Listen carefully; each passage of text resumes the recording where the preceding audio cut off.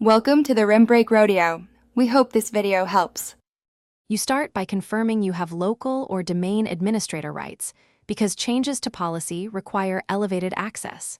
Next, identify the exact setup error and the installer path so you know what policy is blocking it. Once done, back up the registry and any relevant group policy objects. This preserves state if you must roll back.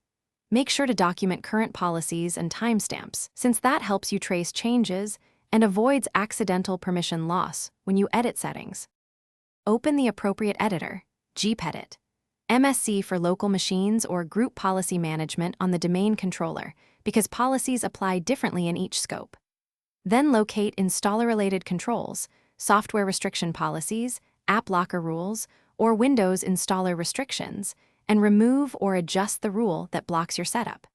If you must edit registry keys under HKLM/software/policies, do so carefully and keep your backup handy.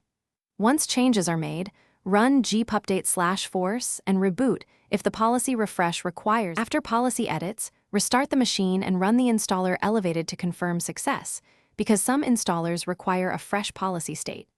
If setup remains blocked, run rsop. MSC or gpersult/h to see which group policy object is enforcing the restriction and identify conflicts. Once identified, revert or adjust that specific GPO. If it's a domain-linked policy beyond your rights, escalate to a domain admin. A final tip: if anything goes wrong, restore your registry and GPO backups immediately to minimize disruption. Thanks for watching. Consider subscribing if we helped you.